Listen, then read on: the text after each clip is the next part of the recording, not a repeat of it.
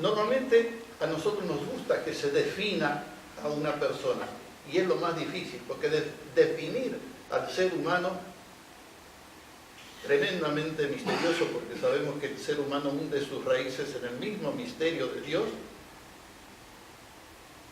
Entonces empezaron a ellos a buscarle características de este hombre, rasgos de su personalidad, cómo actuaba, qué es lo que decía. Y ahí se encuentran con este hombre que un día se pone en fila, es atraído por Juan Bautista, se pone en fila como un pecador más para recibir el bautismo. Acá ha habido una interpretación que a mí y a los teólogos hoy, tanto católicos como protestantes, no les gusta mucho pensar que hizo allí un acto, una farsa. Él se presenta como pecador. Él no está engañando a la gente, él está en búsqueda. Y en Juan Bautista, él va a encontrar una respuesta a esa búsqueda que él tenía de Dios. Es un buscador de Dios Jesús hasta ese momento. Y en el momento del bautismo, que es la carta de presentación de Jesús, él experimenta, siente, toma conciencia de que es hijo amado por Dios. Eso él lo siente en su interioridad, ¿no? Esa teofanía que aparece en los 3 evangelios sinópticos, no es que se exteriorizó, que se abrieron los cielos. Esa es una manera, es un género literario, una manera de presentar a este personaje tan especial para ellos. Y esto que él experimenta es lo que va a transmitir. Me pasado un amigo me preguntaba si se puede experimentar a Dios. Y yo le dije que sí. ¿Cómo se experimenta a Dios? Amando.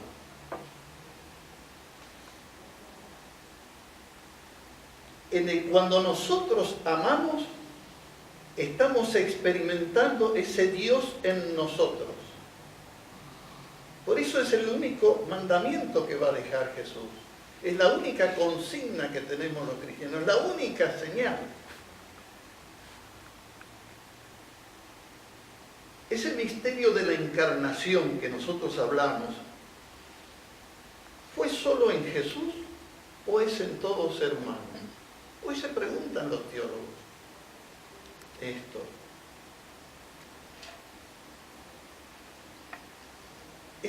¿Es exclusividad de Jesús o Dios se hace presente en cada ser humano? Y lo que pasa es que nosotros los seres humanos no respondemos a eso. Porque Jesús lo dice que nosotros somos hijos e hijas de Dios. Y esa filiación, semejante a la filiación de Él, nosotros la tenemos que experimentar, sentir y traducir en la misma misión de Jesús, en amar. Por eso una de las grandes definiciones que encontramos, porque los hechos de los apóstoles y los evangelios definen a Jesús, Pedro, en una oportunidad, en un encuentro con un centurión romano, le pregunta: ¿quién es este hombre? Y la definición de Pedro es hermosa. Pedro le dice, eso está en el Hechos de los Apóstoles, en capítulo 10, versículo 38, Pedro le dice, es un hombre que pasó haciendo el bien. Una buena persona. Eso es lo que él sintió, Pedro. Porque no olvidemos que los judíos son monoteístas. Y ellos, su Dios era Yahvé, y el único que podía encontrarse con Yahvé era el sumo sacerdote en el Sancta Sanctorum del templo de Jerusalén. Por eso a Jesús lo van a tratar de blasfemo porque está hablando de otro Dios. Jesús en ese momento del bautismo, al sentir que era hijo de Dios, comienza a decirle Abba, quiere decir Padre querido. Es decir, tiene una relación Jesús con Dios, una relación de cercanía, de intimidad, de ternura, de confianza. Y eso es lo que Él va viviendo y es lo que Él va transmitiendo. Entonces utilizó sí esa metáfora de padre, porque tiene una riqueza muy grande esa palabra padre, máxime en aquella época del patriarcalismo. El padre era todo. El padre era el que en esos clanes el que dictaminaba o dirigía o hacía todo, hasta casaba a los hijos. Sin lugar a dudas, José habrá querido casar a Jesús, porque a los 15 años más o menos se casaron. María, su madre, con José, se presume que se casó entre los 13 y 15 años. Y ahí es donde Jesús nos descubre quién es Dios. Pero Él va a tener gestos donde se identifica con Dios. Dice, por ejemplo, que en un momento Felipe le dice, maestro, muéstranos quién es el Padre. ¿Quién? Felipe, tanto tiempo que estoy con ustedes y no saben que el Padre y yo somos una misma cosa. Una misma realidad, pero es una relación de amor, porque lo va a decir en el capítulo 17 de Juan, de la oración final de Jesús, cuando Jesús oraba, dice, Padre, que todos vivan unidos como tú y yo estamos unidos. Y que los cristianos, o sea, los seguidores vivan unidos. ¿Y cómo nos unimos nosotros? En el amor. Es decir, la relación de Jesús con el Padre es una relación de amor. En ningún momento de la vida de Jesús podemos descubrir los atributos de Dios. Por ejemplo, la omnipresencia. Jesús no tuvo omnipresencia. Cuando uno estudia teología dice que los atributos de Dios hablan la omnipresencia, la omnisciencia. Había cosas que Jesús no sabía, que eso lo sabía el Padre. Y la omnipotencia. Jesús, cuando iba camino al Calvario, necesitó que un Simón de Cirene le ayudara a llevar la cruz. Es decir, no tiene atributos de divinidad Jesús. Él nunca dijo, soy hijo de Dios, soy hijo del hombre, porque para él la mayor dignidad es lo humano. Tal es así que Jesús va a ir posponiendo toda la religiosidad del pueblo judaico a lo humano. La ley al servicio del hombre, el templo, todo lo que es religioso. Lo dice en Mateo, el capítulo 5, cuando le dice, si vas a acercarte al altar, si vas a ir a la iglesia, qué sé yo, y te acuerdas que un hermano tuyo tiene algo, deja de ir al altar y vete a reconciliar primero con tu hermano y después ven a la iglesia, al altar o a servir. Primero lo humano y después lo religioso. Y Jesús nos está provocando a creer en Dios como creía Él. Eso es lo que Él experimenta y eso es lo que a nosotros nos cuesta. Y eso es lo que hoy analizan. ¿Cómo es que después de 20, 21 siglos de Jesús, la humanidad no haya captado a Jesús? ¿Saben por qué no dicen? Esto lo dicen teólogos, a mí me llamó la atención. Porque las religiones han desviado el camino de Jesús. Jesús no se preocupa de enseñarnos a adorar, a amar a Dios. Jesús se preocupa de que amemos al prójimo. Tal es así que en los evangelios se denota claramente que las grandes preocupaciones de Jesús son preocupaciones de humanidad. La salud. Primera preocupación que tiene Jesús. Jesús no quiere el dolor, no quiere el sufrimiento, no es ni masoquista ni sádico, es alérgico al dolor y al sufrimiento. Por eso curaba y por eso sanaba. No quería el sufrimiento ni para los demás ni para él. La prueba está que en Getsemaní, en el huerto de los olivos, Padre, si es posible que esto... No quería sufrir Jesús. En cambio, las religiones hablan del sufrimiento. Y por eso tenemos la teoría de la expiación. El pueblo judío se basaba en sacrificios, el templo, había que matar animales. Hoy, si nosotros nos ponemos a analizar, y eso lo va a decir Jesús, ¿qué le hace a Dios que yo mate un cordero, mate un toro cebado, una paloma? Ese era el negocio del templo, el negocio de los sacerdotes. Porque primero vendían el animal, después tenían la carnicería, lo vendían y vivían de eso. Por eso Jesús dice, cueva de bandidos, y los arroja, los provoca ahí a los que están en el templo.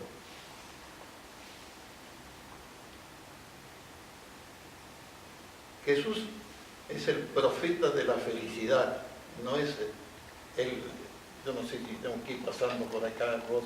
Sí, que vos lo armaste. Si nos ubicamos en la realidad histórica de Jesús,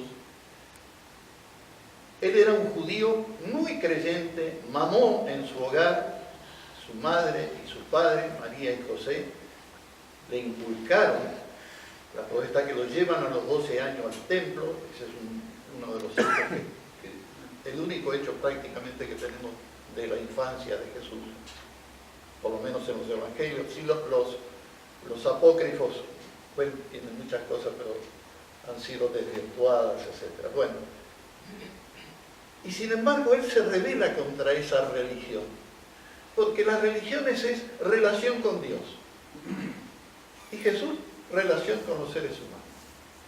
Jesús vino a humanizarnos. Es el profeta de la humanidad, Jesús. Y eso es lo que lo universaliza.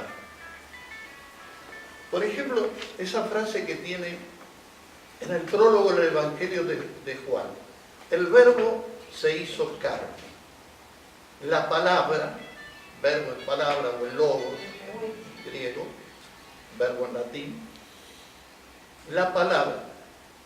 ¿Qué está significando allí Juan? ¿Qué está simbolizando Juan? El Evangelio de Juan es muy simbólico. La palabra es el modo que tenemos de comunicar. Entonces Jesús es la palabra de Dios, porque nos comunica a Dios, nos revela quién es Dios y quiénes somos nosotros. Por eso es palabra de Dios. Que después nosotros decimos siempre en la Biblia, todo palabra de Dios, palabra de Dios. No, palabra de Dios es Jesús.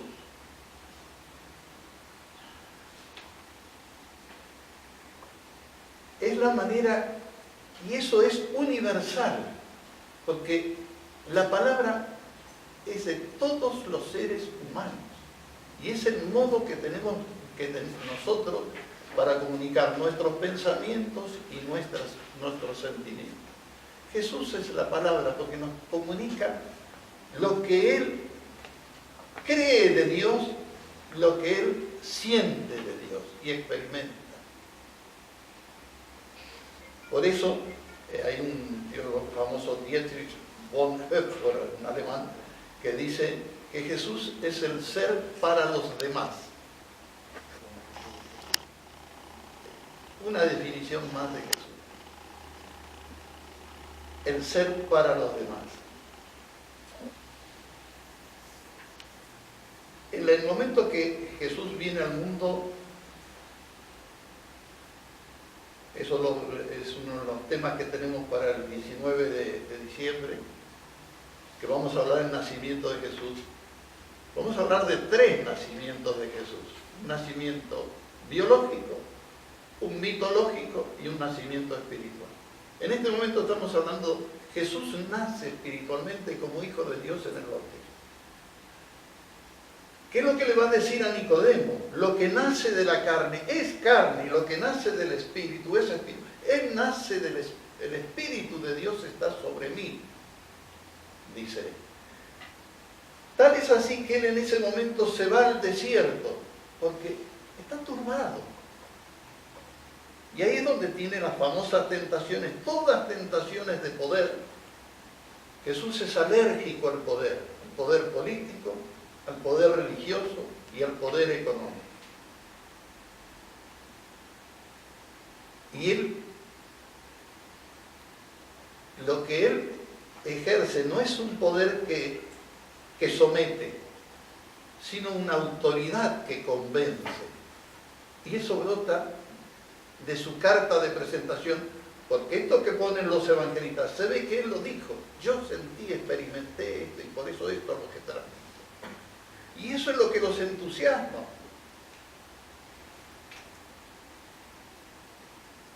Y allí que lo consideran también profeta liberador. Leonardo Bosch tiene un libro, Jesús el Liberador, que tiene una frase muy linda que a mí siempre me llama la atención. Profeta del liberador, cuando dice que Jesús, tan hombre, solo Dios. Es decir, casi como lo divino en lo humano. Yo creo que esa es la gran enseñanza de Jesús. Y a Dios lo encontramos en lo humano. En el diálogo que tiene con la samaritana, por ejemplo, los diálogos ese es un diálogo preciosísimo, que lo tiene Juan capítulo 4. Cuando en un momento la samaritana la interroga, ¿dónde hay que adorar a Dios? ¿En el templo de Garizim, donde iban los samaritanos? ¿O en el templo de Jerusalén, donde iban? ¿Y Jesús qué le dice? Ha llegado la hora que los verdaderos adoradores de Dios del Padre lo harán en espíritu y en verdad.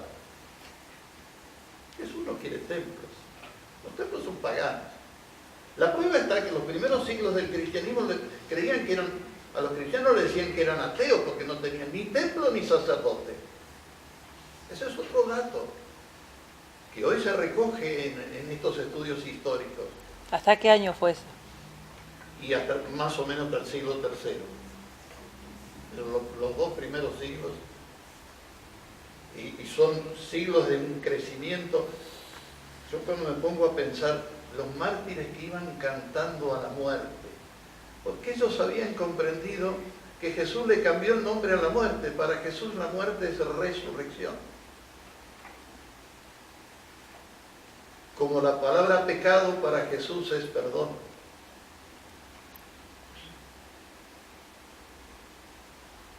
En esos primeros siglos no había sacerdote. Y Jesús no eligió ningún sacerdote para discípulo de él. No comió nunca con sacerdotes. En los evangelios hay 124 comidas de Jesús. En los 4 evangelios. Come con recaudador de impuestos, Saqueo, con Simón el fariseo, que ahí va una prostituta. En el capítulo de Lucas, en el capítulo 7, donde se relata este encuentro de Jesús con Simón el fariseo, ahí en un momento entra una mujer, una prostituta, que le ofrece lo mejor que ella tiene. Sus besos, sus caricias, el perfume, y le seca los cabellos. Y a los pies de Jesús. ¿Y Jesús qué le dice al fariseo? Se le perdona mucho porque ha amado mucho. El gesto de esa mujer le presenta lo típico de la prostituta. Los labios para besar, el perfume para atraer, y se le pone a los pies.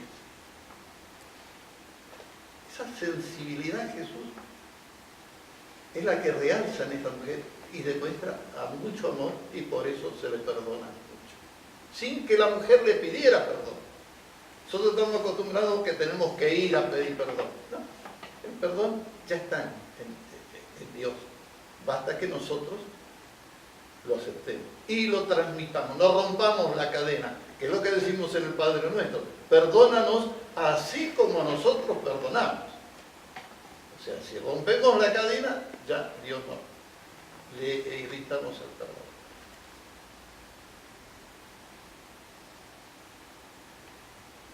En estos rasgos de la personalidad de Jesús, una de las que encontramos, no sé si estamos aquí A o ver, por aquí. mira. No, en la de atrás. Anda para atrás, estaban los rasgos que lo tenías. Con la flechita para atrás. Ahí. Ahí, ese. Y en la anterior también. Entre los rasgos de Jesús, que yo tengo aquí anotado en el machetito que tengo, un hombre libre. Eso es lo que más llama la atención de la persona de Jesús. Un hombre totalmente libre, libre ante la familia. En aquella época, la familia era todo, el clan familiar. Jesús se libera.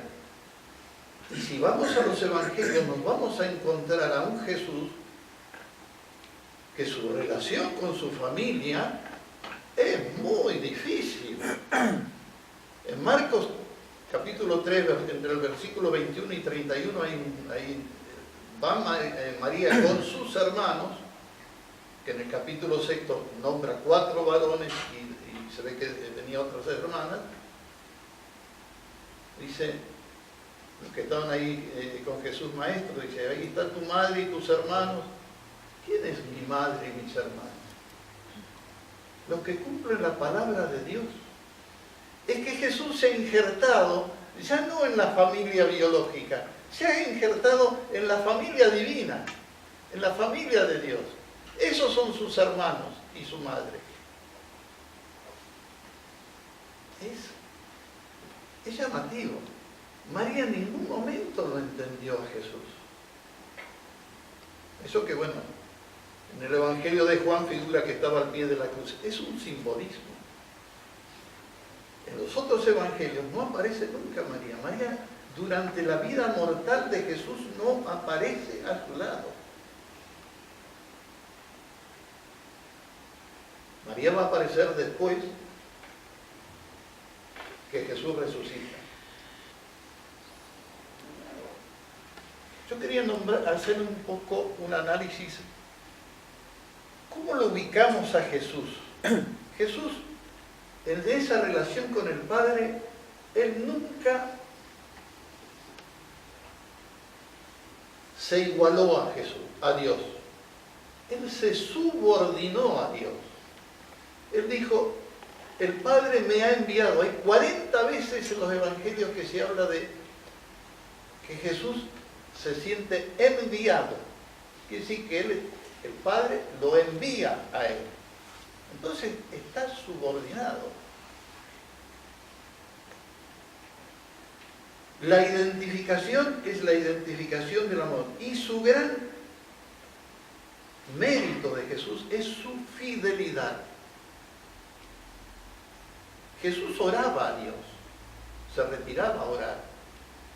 Esa también es su relación. Si oraba con Dios, en lo de la cruz,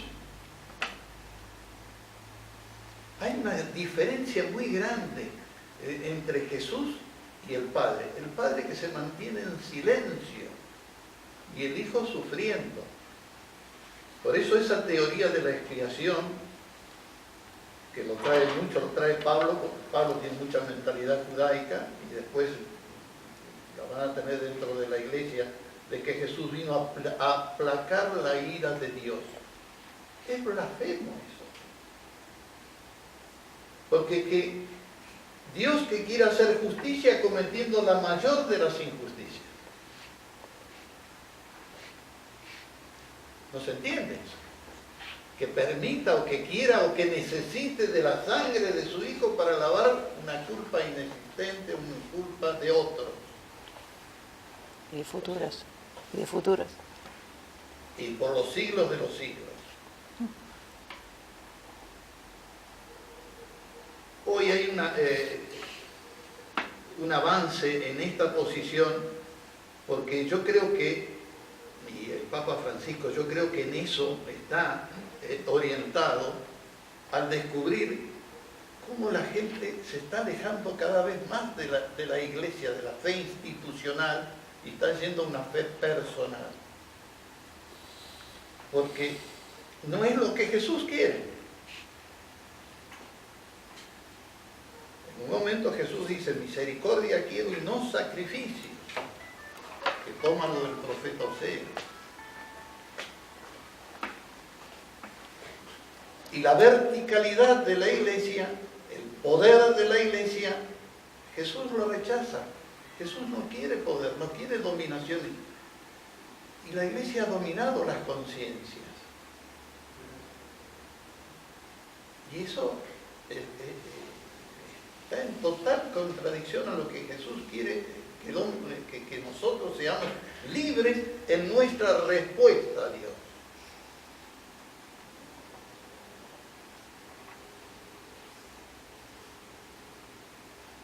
La autoridad y la obediencia en la iglesia hizo su